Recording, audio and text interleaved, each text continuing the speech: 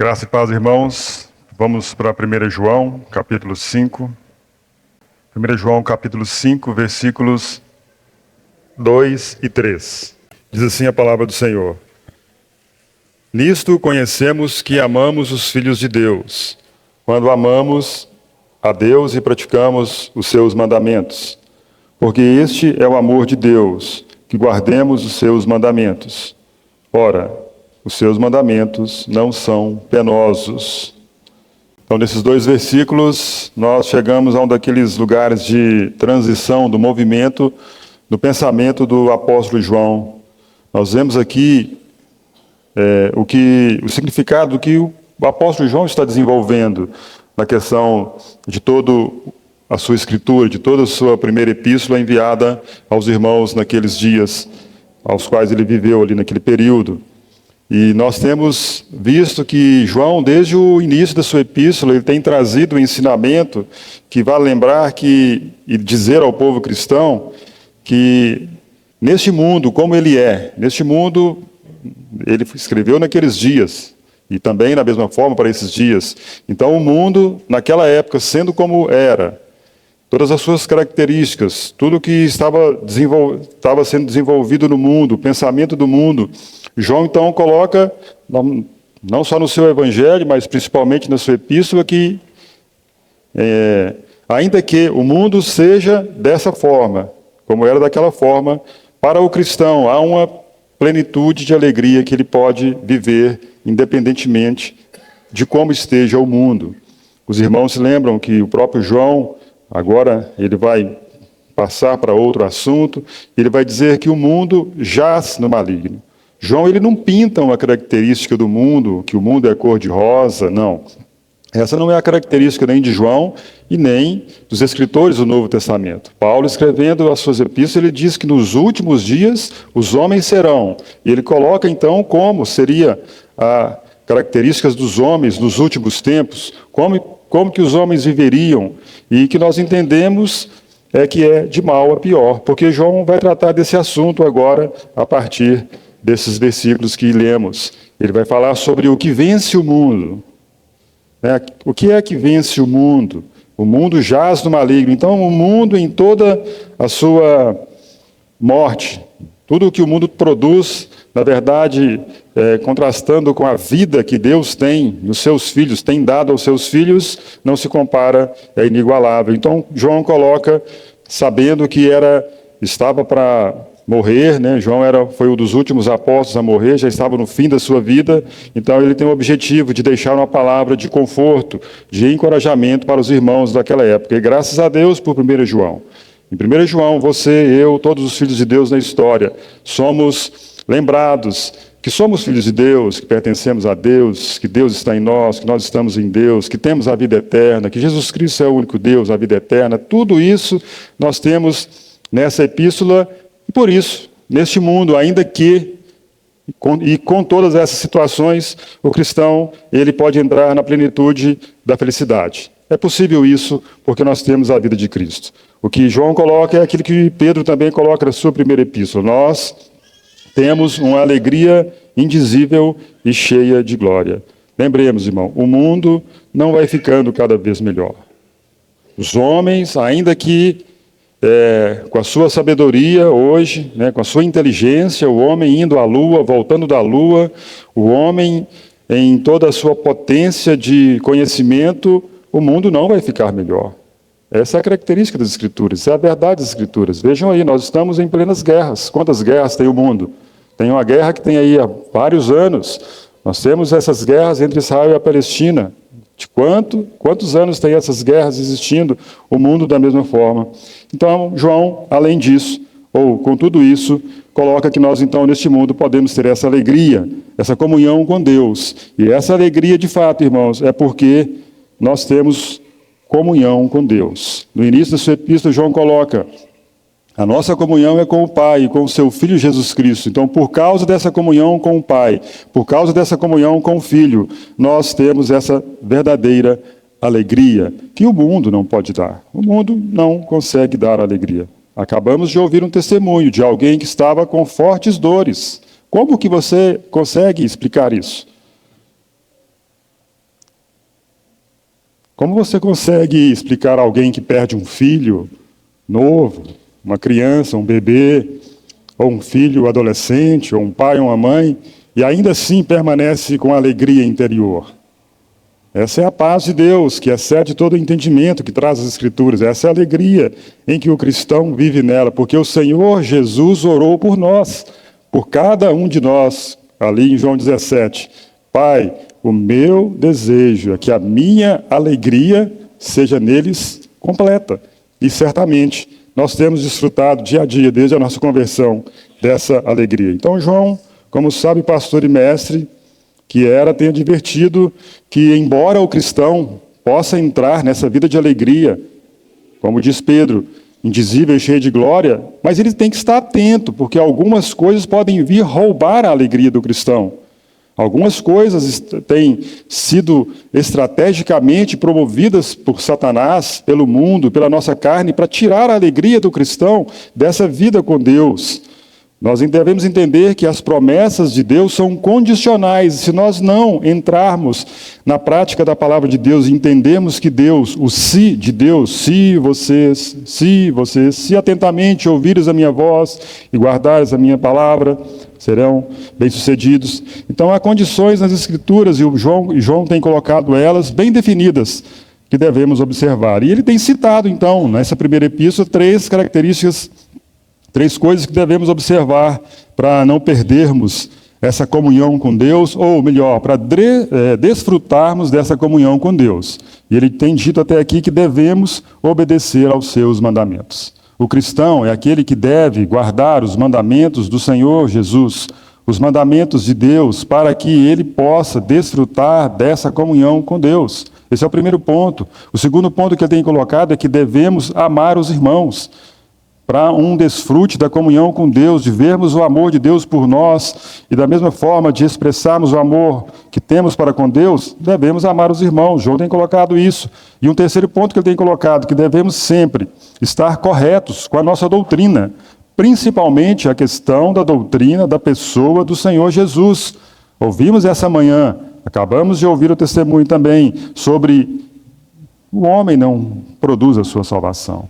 O homem produz pecados, porque uma vez que a semente do pecado foi colocada em Adão e em toda a sua descendência, o homem tem que agora estar correto na sua doutrina sobre a sua salvação, e essa salvação está na pessoa de Jesus Cristo. Então existe essa absoluta centralidade na pessoa de Jesus Cristo. Então João coloca dessa forma: obedeça os mandamentos do Senhor, ame os irmãos. Veja onde você tem colocado os seus pés sobre a sua doutrina. Se você está sendo edificado sobre a centralidade de Cristo, certamente você usufruirá dessa comunhão com Deus. Resumidamente, nós somos lembrados por João que podemos ter comunhão com Deus. E também somos lembrados por João que somos filhos de Deus. E assim como um bom pai que ama o seu filho, quer o melhor para o seu filho, dá o melhor para o seu filho, preocupa com o seu filho, certamente Deus com cada um dos seus filhos. A Escritura diz que por ele, uma vez que ele nos deu Cristo, não nos dará juntamente com ele todas as coisas?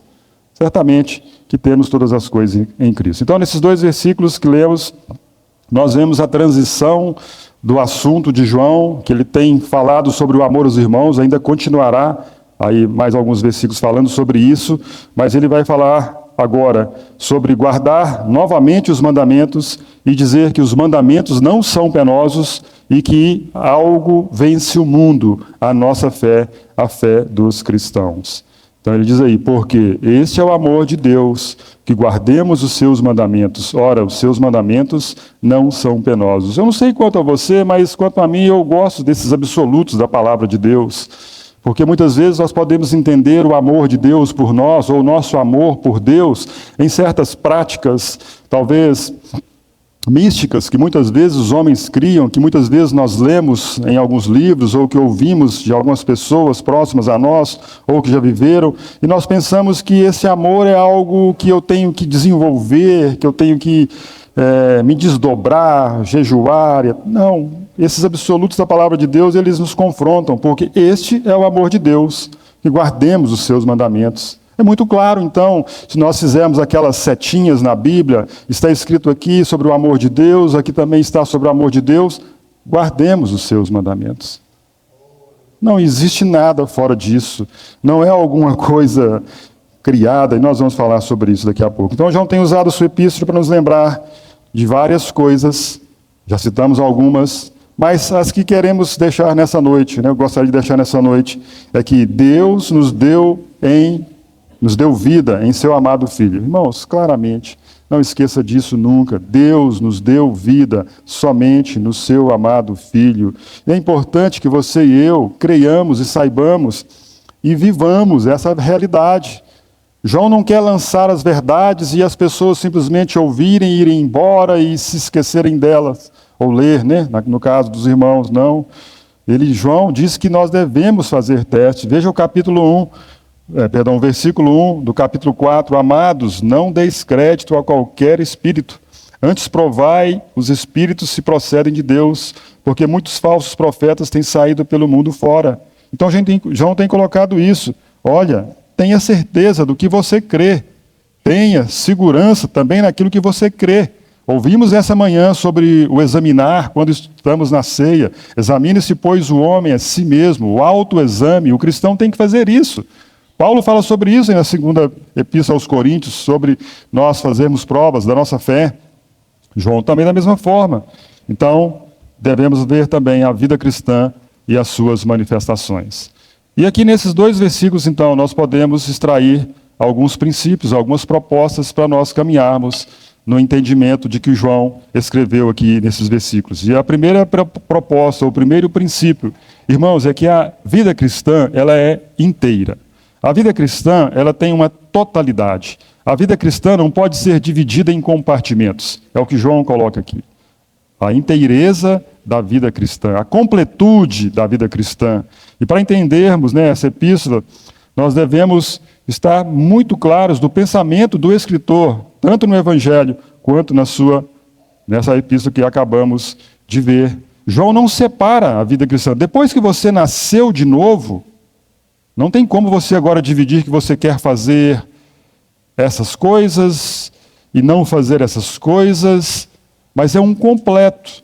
E João vai tratar do que deve ser visto, do que deve ser manifesto na vida do cristão, porque é uma vida inteira, uma vida completa. O que Deus nos deu foi da sua vida. Deus nos deu da sua santidade. Lemos essa manhã sobre sermos santos, irrepreensíveis, inculpáveis, na presença dele, porque Deus tem essas características. Alguns irmãos na teologia estudam sobre os atributos de Deus, os atributos comunicáveis e os atributos não comunicáveis. A santidade é um atributo comunicável. Assim como Deus é santo, Ele quer que sejamos santos porque Ele é santo. Esse é um atributo que Deus requer de nós. Ele quer que expressemos aquilo que Ele é. Porque o cristão tem hoje em si a natureza divina, a vida de Deus na vida do homem.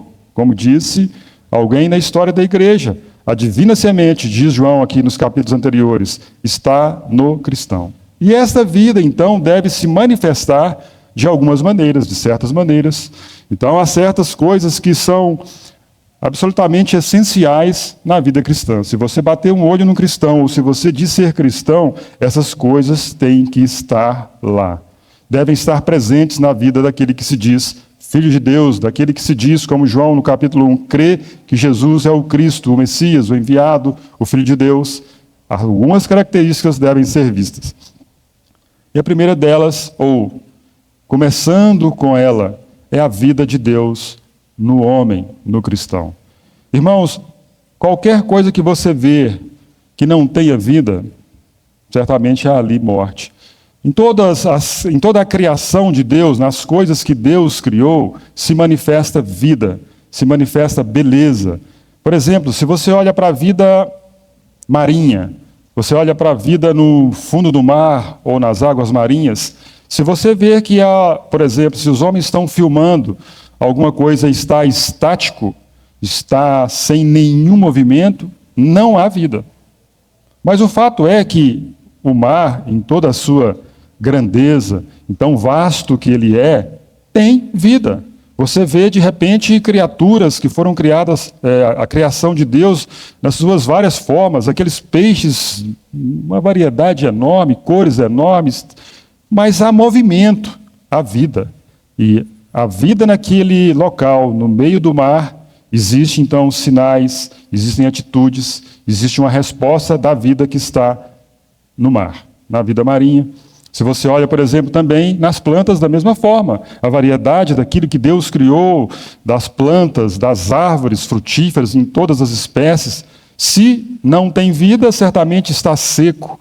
Logo, logo vai virar carvão para fazer qualquer coisa. Mas se há vida, há uma manifestação, há um crescimento, as folhas, há o fruto, há a semente e tantas outras coisas. Da mesma forma, na vida cristã, ou na vida do homem, se o homem, inicialmente, antes de falar da vida cristã, o homem natural, se ele não tem vida, morto, sepultado, enterrado ali no cemitério. Mas se ele tem vida, ele está em crescimento. Uma criança se desenvolve no útero da mãe, depois sai do útero, começa a andar, começa a crescer, tem vida. Da mesma forma, irmãos, João quer colocar que na vida cristã, uma vez que há respiração, ou que existe atividade em tudo isso que nós já falamos, há vida, da mesma forma na vida cristã. Algumas características são essenciais e tem que manifestar vida. E essa vida se manifesta, João tem colocado até aqui de 4 maneiras: o amor a Deus, o amor aos irmãos, a obediência aos mandamentos e manter a fé. Isso deve ser visto e manifestado em cada filho de Deus. Nós vamos falar sobre isso. Todas essas manifestações são partes da vida cristã e elas não estão em separado. Então não devemos pensar que a vida cristã se manifesta em, por exemplo, ter uma experiência externa com Deus, alguns sentimentos, alguma coisa mística. Não. Nem em resumir a vida cristã em práticas de alguns princípios éticos, de alguns princípios morais, também não. Devemos ver a vida cristã como uma vida integral, completa, em toda a sua totalidade. Há certos elementos que têm que ser encontrados na vida do cristão. Irmãos, têm que ser encontrados. Esse é o primeiro princípio. Ou seja, a completude, a inteireza e a totalidade da vida cristã. E aqui nós passamos para um segundo princípio que também deve ser observado, que o cristão não pode concentrar a sua atenção em um determinado ponto da vida cristã. O cristão, por exemplo, não pode simplesmente se limitar: eu amo a Deus. Não, ele tem que ser encontrado nele as características da vida de Deus. Muitos são aqueles que querem ou dizem: eu amo a Deus, e isso basta, isso é absoluto, tá bom. Tá ok. Mas você dizendo que ama a Deus, também tem outras consequências. Você tem que amar os seus irmãos, guardar os seus mandamentos, manter a fé. Porque João tem colocado tudo isso está interligado. É como mais ou menos um relógio. Vou citar o relógio que o Beto citou aqui, lá da Suíça. Um relógio corretamente. Esse aqui não, esse aqui deve ser da 25 de março, eu penso.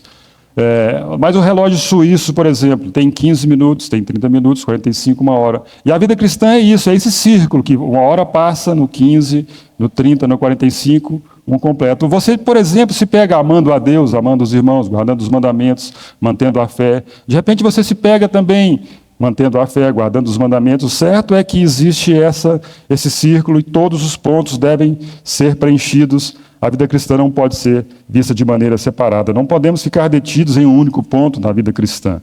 Há uma inteireza, uma completude.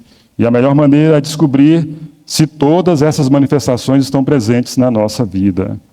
Para que haja vida, existe respiração, existe movimento, existem sinais. E da mesma forma, na vida cristã, para você observar a vida cristã em você e no outro, você deve observar, então, o amor a Deus, obediência aos mandamentos, amor aos irmãos e manter a fé. Se estão presentes essas características, se estão presentes essas práticas, há vida, ou seja, a vida está completa.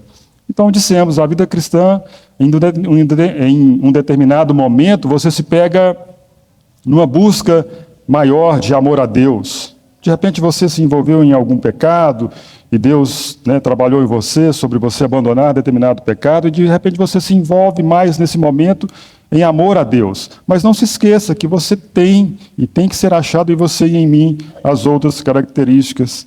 Começa pelo amor aos irmãos, vai para os mandamentos, e o que nós temos acabado de dizer. Então existem esses 4 pontos, e o importante é vermos que todos esses pontos estão na nossa vida. Irmãos, e se está em você, se está em mim, saiba que a vida está se manifestando.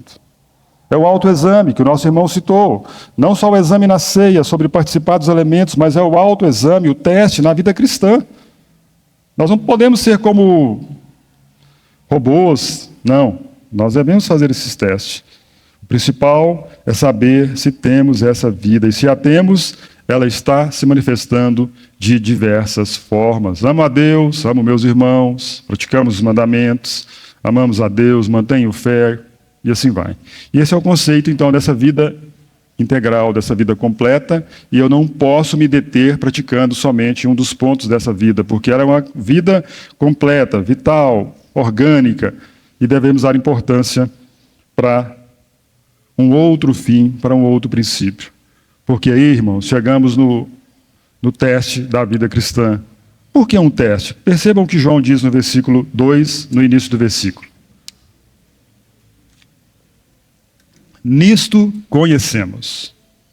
Aí está um próximo princípio que João coloca. Por que esse autoexame é importante? Por que o teste é importante? Conhecemos. Nisto conhecemos. João gosta desse verbo, conhecer, saber, você não ficar enganado naquilo que você acredita. Ele coloca isso, nisto conhecemos, mas conhecer sobre o quê, João? Você, de fato, conhece sobre isso que João tem argumentado?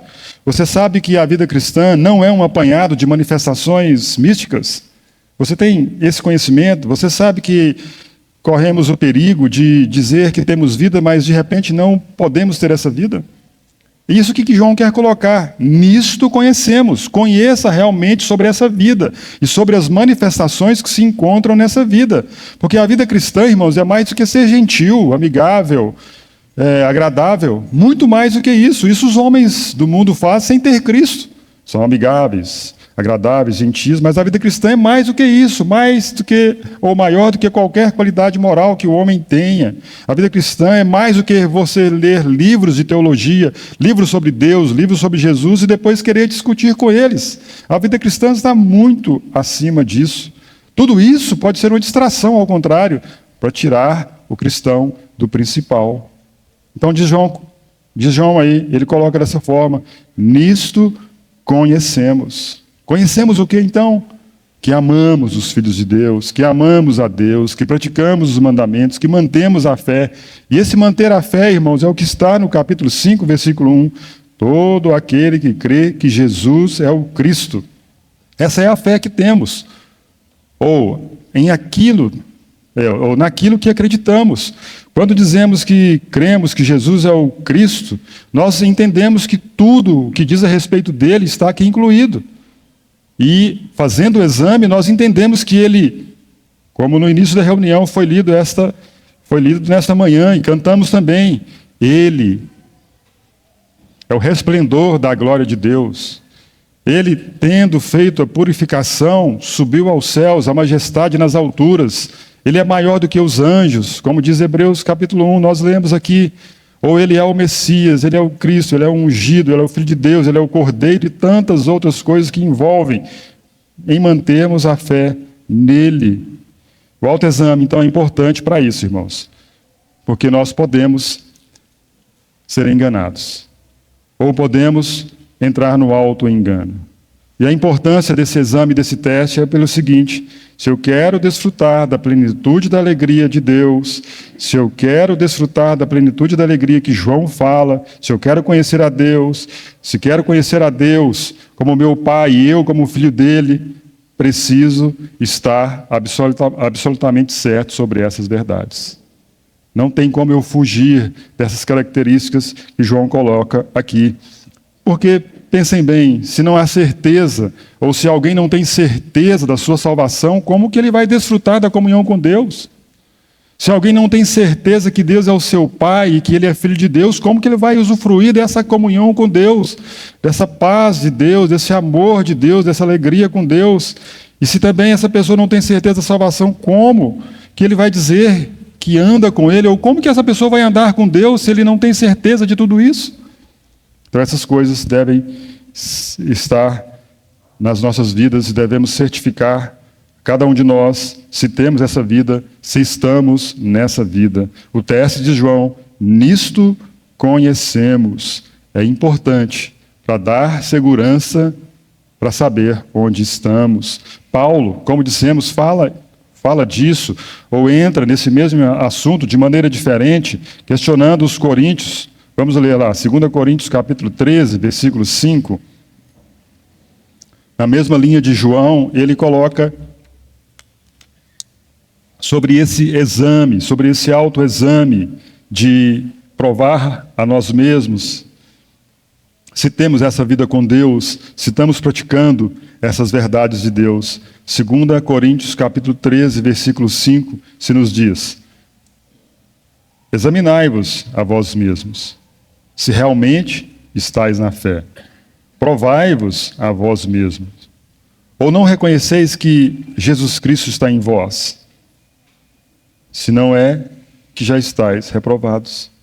Vejam então que o apóstolo, o apóstolo Paulo, Pedro da mesma forma, e João têm o mesmo entendimento sobre esse teste. O cristão tem que olhar para si e de repente examinar a ele mesmo, se está na fé, provar a si mesmo, se Cristo está nele. E Cristo estando nele, a vida de Deus estando nele, irmãos, as características vão se manifestar. A vida está presente, então a vida de Deus vai se manifestar. E a vida de Deus, como diz João, ele coloca aí, e é uma forma de expressão desse amor de Deus, do amor de Deus por nós, de nós por Ele, né? Na verdade, primeiramente, no aspecto de nosso amor por Deus, de guardar os seus mandamentos. E o último princípio colocado por João nesses 2 versículos é que, se você diz que conhece, nisto conhecemos, você então deve o quê? Praticar. Você deve mostrar na sua vida a prática daquilo que você crê. E João é muito claro. João ele não tem escusas. João ele fala diretamente, né? Os irmãos se lembram das palavras que ele usa. Mentiroso, aquele que diz que ama a Deus e não ama seu irmão. Então, se falamos em conhecer, devemos estar praticando. Não somente ouvir, mas praticar aquilo que já temos dito, que conhecemos e sabemos. Então, João coloca o quê? Nesses versículos aí, nisto conhecemos que amamos os filhos de Deus. Quando amamos a Deus e praticamos os seus mandamentos. João pede, irmãos, que certifiquemos que estamos amando os irmãos. João não está falando assim, olha, procure saber se você tem simpatia por aquele irmão, se você dá um bom dia. Não, ele não está falando disso. A Bíblia não nos pede para gostarmos dos irmãos. A Bíblia nos pede, ou nos manda, amar. Esse é o mandamento. Amamos os filhos de Deus. Quando amamos a Deus e praticamos os seus mandamentos. Pode ser então que haja simplesmente uma simpatia, um bom dia, boa tarde, boa noite, paz, irmão. Não. O teste do amor aos irmãos é dizer que você gosta deles. Mas além do dizer, e juntamente com o dizer, você tem que se desdobrar pelo seu irmão. A irmã deu um testemunho. Acabou de dar um testemunho que Deus a restaurou, mas que ela foi fortalecida pela oração dos irmãos. Alguns irmãos enviaram um vídeo de oração para ela. Você ora pelos seus irmãos, você visita os seus irmãos, ora por eles. Você mostra, de fato, um interesse real pelo seu irmão, de repente alguém que tem uma necessidade. Há irmãos que, porventura, pode estar em necessidade de uma blusa de frio, nessa época de frio, de um kit higiene, de uma cesta básica. Então é muito mais dizer que você gosta deles. Você tem que ver a necessidade de suprir. E nisso, irmãos, nós vemos a graça de Deus nos filhos de Deus, nos irmãos. A graça do Senhor Jesus Cristo em mim e nos irmãos me leva a amar os irmãos. O que está em mim, eu devo ver nos irmãos. O amor de Deus está em mim, então eu tenho que ver o amor de Deus nos irmãos. A graça de Deus está em mim, eu tenho que ver a graça nos irmãos. O perdão de Deus está em mim, eu tenho que ver o perdão nos irmãos. A misericórdia de Deus está em mim, eu tenho que ver essa misericórdia nos irmãos. Tudo isso é porque eu recebi a vida de Deus na minha própria alma. A vida de Deus veio habitar em nós. Somos nascidos de Deus, de João, recebemos a fé para crer no Senhor Jesus. Vejam os caminhos que a Escritura traz do entendimento correto da salvação. Então João prossegue aí que esse amor aos irmãos também procede de guardarmos os mandamentos de Deus. Nós entendemos que para a execução do teste, para a execução do autoexame, nós vemos que todas essas verdades vão estar unidas. Ama a Deus? Ama os seus irmãos. Ama a Deus? Obediência aos mandamentos. Ama a Deus? Mantenha a fé. Ama os irmãos? Ame a Deus. Ama os irmãos? Guarde os mandamentos. Ama os irmãos? Mantenha a fé. Tudo está interligado. Como um relógio que citamos, como um círculo, que os pontos vão se interligando. Ninguém consegue enganar a Deus, irmãos. Ninguém consegue enganar a Deus nessa questão de dizer que ama a Deus. Não. Muitos são os que dizem, muitos são aqueles que dizem, que falam, eu amo a Deus, não amo a Deus. Mas o Senhor Jesus foi muito enfático. Lá em João, capítulo 14, versículo 21, o próprio Senhor Jesus dizendo aos discípulos, aquele que tem os meus mandamentos e os guarda, esse é o que me ama. E aquele que me ama será amado por meu Pai. Eu também o amarei e me manifestarei a ele. Aquele que tem os meus mandamentos e os obedece. Obedece. Esse é o que me ama. Então, não se pode separar as coisas. Não tem como você separar isso. Se amo, guardo os mandamentos. O amor não é um sentimento. O amor é um sentimento nas músicas do mundo, que as pessoas cantam aí e exaltam. Não. O amor é algo ativo, irmãos. O amor é um elemento ativo. É algo mais vital do mundo. Alguém pode pensar assim, mas o amor não é um sentimento? Então vamos colocar só um parênteses aqui. Deus estabeleceu o casamento. Lá no princípio, Adão e Eva. Deus não ia instituir o casamento em algo que é volúvel. O sentimento é volúvel. Você diz que me ama hoje, e amanhã o quê? Você me odeia. Não pode acontecer isso? O amor é algo totalmente diferente, é algo ativo e vital. João coloca então no versículo 3 de 1 João 5, porque este é o amor de Deus, que guardemos os seus mandamentos. Ora, os seus mandamentos não são penosos. Os cristãos são aqueles que sabem que Deus tem o melhor para eles.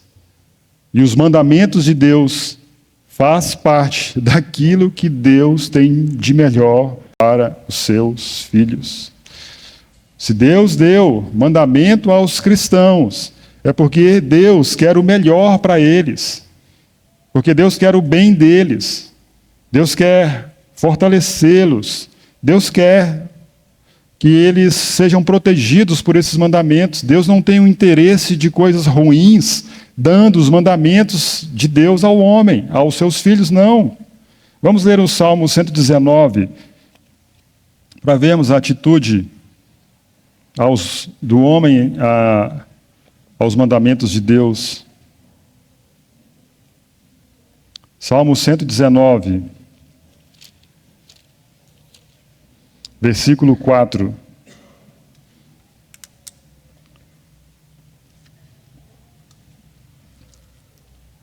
Diz assim a palavra de Deus: Tu ordenaste os teus mandamentos, para que os cumpramos à risca. Esse salmista, nós não sabemos quem é, existem algumas possibilidades, mas ele diz assim no versículo 1, Bem-aventurados os irrepreensíveis no seu caminho, que andam na lei do Senhor.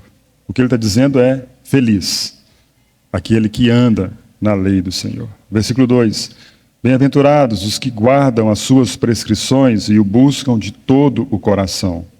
Felizes, então, aqueles que o buscam a Deus, que guardam as suas prescrições, que guardam os seus mandamentos. Versículo 3, Não praticam iniquidade e andam nos seus caminhos. E ele diz então no versículo 4, tu ordenaste os teus mandamentos, para que os cumpramos, como? À risca. O que é isso? À risca, essa expressão à risca. Totalidade, integralmente. Não é mais ou menos, não é frouxo, não é relaxado, é à risca. Está dizendo que é para amar a Deus de todo o coração, alma, entendimento e força. Então eu vou ticar. Será que eu consigo ticar? Arrisca esse mandamento. Senhor, tu sabe que aqui é só no entendimento, por enquanto, Senhor, mas eu quero amar com todas as minhas forças, com toda a minha alma, com todo o meu ser. De repente tem outro mandamento, e alguém pode dizer, nós não estamos mais debaixo da lei. Já conhece aqueles cristãos que falam, não tem mais lei, o fim da lei é Cristo, para a justiça de todo aquele que crê. Estou dizendo aqui sobre amar os irmãos. Paulo fala sobre a avareza, Paulo fala sobre a cobiça. Eu não conheceria o pecado se não existisse o não cobiçarás. Então, esse salmista diz assim, eu quero cumprir à risca o mandamento do Senhor. E assim também deve ser o cristão. Ele vê que guardar os mandamentos de Deus faz bem a ele. Já falamos aqui que os mandamentos foram dados para o bem do homem, não para o bem de Deus. Irmãos, então João coloca aí, os seus mandamentos não são penosos. Porque esse é o amor de Deus, que guardemos os seus mandamentos. Ora, os seus mandamentos não são penosos, não são pesados. E aquele que de fato ama a Deus e que tem andado nessas características da vida cristã, como citamos, as 4, é aqueles que não veem que os mandamentos são pesados. Eles não se ressentem dos mandamentos, eles não veem algo pesado para eles. Mas será que eu tenho que fazer isso mesmo? Mas se eu fizer vai dar certo? Vai dar certo, Deus falou, Deus pediu, é uma ordenança dele. Então o cristão não sente que Deus está colocando um fardo impossível para ele. É um fardo impossível o mandamento de Deus para você? Você vê que de repente tem alguma coisa da palavra do Senhor que você acha que é impossível você praticar? Saiba que alguém que ainda pensa assim, pode ser que ele não tenha nele a divina semente. Ele não tem nascido de Deus. Como diz João, nascido de Deus, fé em Jesus Cristo, porque diz João, os mandamentos não são pesados. Então, por exemplo, se você tem o mandamento de não cobiçar, você vai entender que pela graça de Deus, não cobiçar não será pesado. Ou furtar, ou matar, ou adulterar, e tantos outros mandamentos, que de repente alguém diz, não, mas isso foi para os judeus. Irmãos, nem toda a lei foi abolida. Entenda que existiu alguns princípios da lei, existiu a lei no aspecto cerimonial. No aspecto cerimonial, totalmente abolida. Não tem mais sacrifícios de cordeiros, não tem mais sacrifícios de pombas, não tem sacrifícios de animais, de uma ovelha vermelha. O escritor aos Hebreus é muito claro em relação a isso. Hoje nós temos Cristo que penetrou no verdadeiro santuário, no céu. Temos que ter agora essa intrepidez para entrar juntamente com Ele nessas regiões.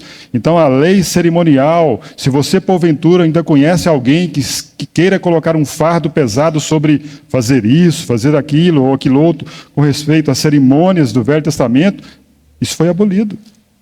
Mas você pode dizer que o relacionamento com os irmãos, ou o relacionamento com o próximo foi abolido? De maneira alguma. Os princípios morais e éticos da Escritura não foram. Porque o Senhor diz aqui, os seus mandamentos não são penosos. Mas tudo bem, daí você quer argumentar sobre vários mandamentos, então retenha os 2 princípios que Jesus colocou. Amarás o Senhor teu Deus de todo o coração, de toda a tua alma, de todo o entendimento, de toda a tua força. E o segundo, semelhante a esse, é amarás o teu próximo como a ti mesmo. Tente praticar os 2. E você vai ver que você estará praticando o Velho Testamento na sua inteireza. Então o cristão não vê que os mandamentos são pesados, são penosos. Não há um resmungar, não há uma murmuração. O cristão sabe que os mandamentos são corretos. E ele deseja amar esses mandamentos e obedecer esses mandamentos porque tem a promessa. Aquele que tem os meus mandamentos e os obedece, esse é o que me ama. E aquele que me ama, irmãos, olha que promessa. Eu não sei se você gosta dessa promessa ou não, mas eu amo ela. E aquele que me ama será amado por meu Pai. E eu também o amarei. E o quê? Manifestarei a ele. Manifestará como? Com dons espirituais. Mas deixamos isso de lado. E que entremos no assunto de João. Alegria, paz, regozijo, comunhão com Deus e com o seu Filho. Isso que João quer deixar para os irmãos. Irmãos, e para nós existe um bom teste em tudo isso. A vida cristã para você é uma tarefa pesada? Você acha pesada a vida cristã? Há algo que te ofende na vida cristã? É algo que você se opõe na vida cristã? Você tem vivido na periferia ou no centro da vida cristã? Como você tem vivido? Você tem vontade de ser perfeito, como perfeito é o seu Pai Celeste? Os mandamentos de Deus, diz João, não são pesados para aqueles que amam a Deus. Contudo, não devemos esquecer que a vida cristã ela é completa, ela é inteira. Nós não podemos dividir as partes. Isso é o que importa. E essa vida, então, como dissemos, compreende amar a Deus, amar os irmãos, obedecer os mandamentos e manter a fé. Mas é só isso? Certamente que não. Isso poderíamos dizer assim, é o que João coloca no entendimento dele. Mas existem mais coisas que fazem parte dessa vida por completo. E eu queria somente ler e nós citarmos alguma coisa que Paulo coloca aos Tessalonicenses, e já estamos indo para o final. 1 Tessalonicenses, capítulo 4, versículos 9 em diante.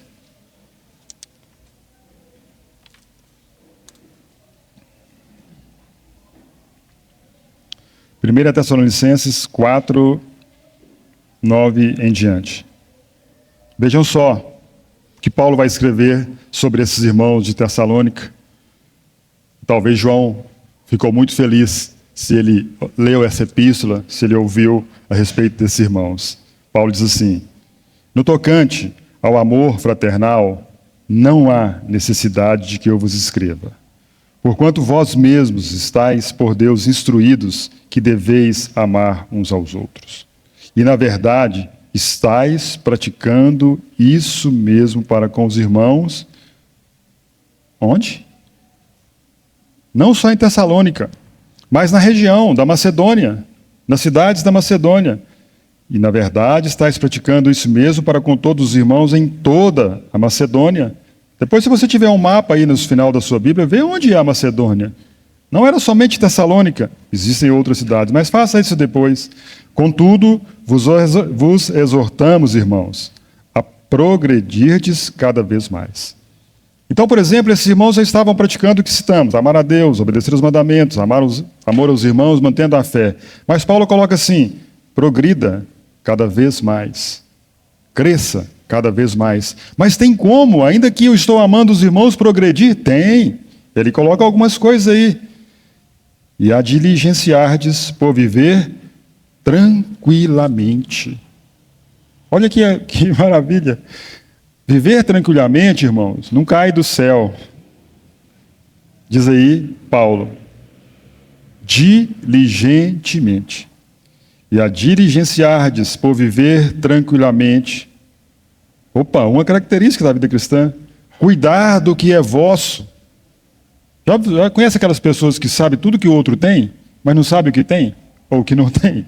Eu sei que o fulano, jogador de futebol, ele casou 3 vezes, ele tem 3 helicópteros, ele tem 5 mansões. Cuide do que é vosso. Cuide do que é seu. E trabalhar com as próprias mãos, como vos ordenamos. Como citamos, então, aqui nós vamos só ler, não vamos entrar nesse texto. Mas aí está dizendo que, além do amor que existia entre os irmãos ali em Tessalônica, eles amavam os irmãos da Macedônia, eles deveriam então praticar isso aí: viver tranquilamente, cuidar do que é vosso, trabalhar com as próprias mãos, como já tinha sido ordenado pelo apóstolo. Irmãos, tudo isso nós vemos e devemos encontrar na nossa vida cristã. A vida cristã compreende tudo isso. E nós devemos, como cristãos, agradecer a Deus por essa vida, porque essa é uma vida completa. Não nos foi tirado nada, não nos foi escondido nada. Deus nos mostrou tudo o que Ele tem para nós na pessoa do Seu Filho. Devemos então agradecer por essa vida, devemos agradecer a Deus por essa totalidade dessa vida. Devemos agradecer a Deus porque é uma vida perfeita e nós a temos em Seu Filho, que habita em nós, e no Espírito Santo também, que habita em nós e nos leva a progredir nessa vida. Lembremos que todas essas coisas devem estar juntas, ligadas umas às outras. Amém? Que Deus nos ajude dia a dia para viver essa vida de maneira que possa agradar a Ele. Em nome de Jesus, amém.